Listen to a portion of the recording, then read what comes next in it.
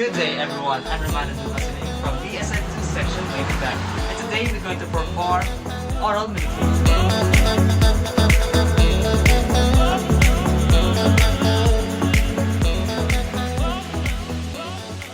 Hello everyone, I'm Romano Dumasini from BSN2 section way back. As I had said earlier, we're going to talk about the administration of oral medication. So what is that?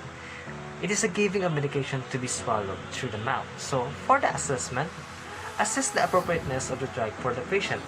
Review the medical history, allergy, assessment, and laboratory data that may influence drug administration. Assess the patient's ability to swallow medication. Verify patient name, dose, route, and time of administration. Assess the patient's knowledge of the medication and procedure. If medication may affect the patient's vital signs, assess them before administration. And last, if medication is for pain relief, assess the patient's pain level before and after administration. For the objectives, to ensure that the patient metabolizes medication without feeling of nausea or vomiting. To offer the most common, easiest, and least expensive route of administering medication. To provide and sustain drug action and increase absorption time.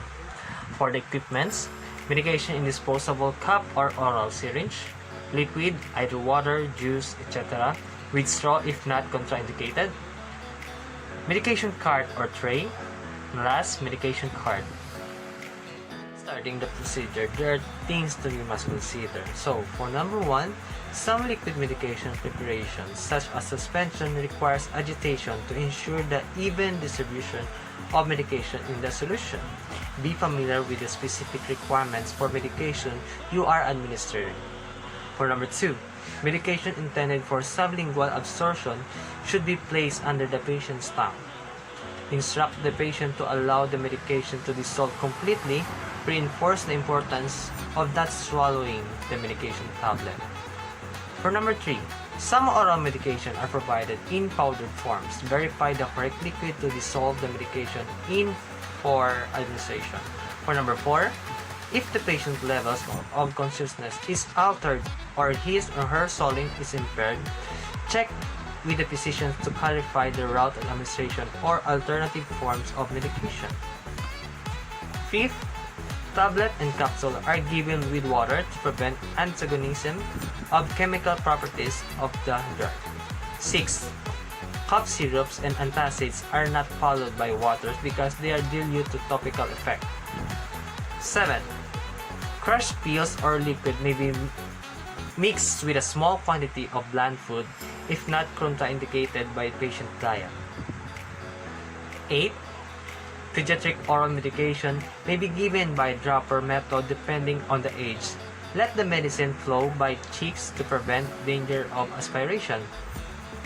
9. Pediatric medication may be taste unpleasant to the child. Administering it may be need to have its taste disguised. 10. If patient intake is being measured, record the amount of chewing that was taken with the medicine. 11. Drug that discolor the teeth or tend to damage the enamel should be given with diluted and should be taken through a drinking straw. 12. Reconstituted medicine, especially antibiotics, have to be stored in a refrigerator to maintain its potency. 13. Soft foods can be a vehicle for pills, tablet, or capsule, especially for persons who find them difficult to swallow.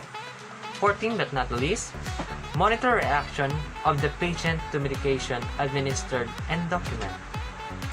Let's proceed to the procedure. Procedure, yung gather equipments, then check medication order against the original physician's order according to agency policy. Clarify any inconsistencies, check the patient's chart for allergies. Now the actions, special nursing considerations, and safe dose range. Purpose of administration and adverse effect of the medication to be administered. Consider the appropriateness of the medication for this patient. Perform hand hygiene.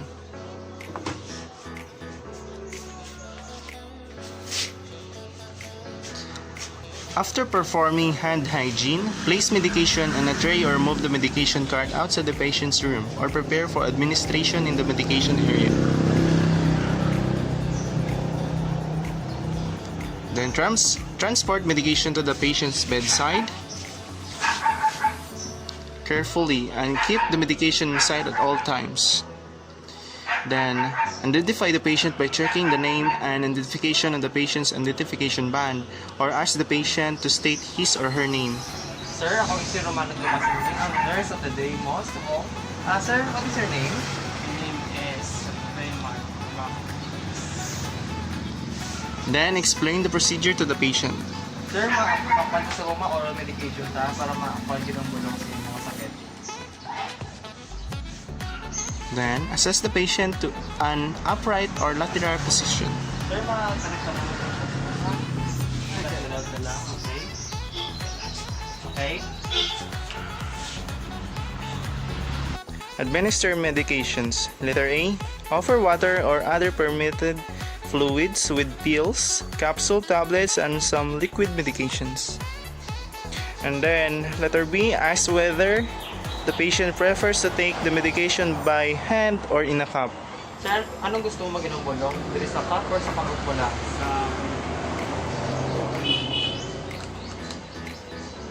Then remain the patient until each medication is swallowed. Never leave medication at the patient's bedside. Sir, check mo ba ba? Open. Then perform hand hygiene.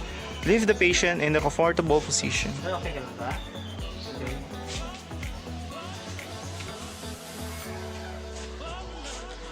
Check on the patient within 30 minutes or time appropriate for drugs to verify response to the medication.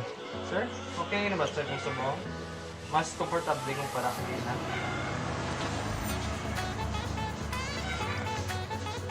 That's all. Thank you.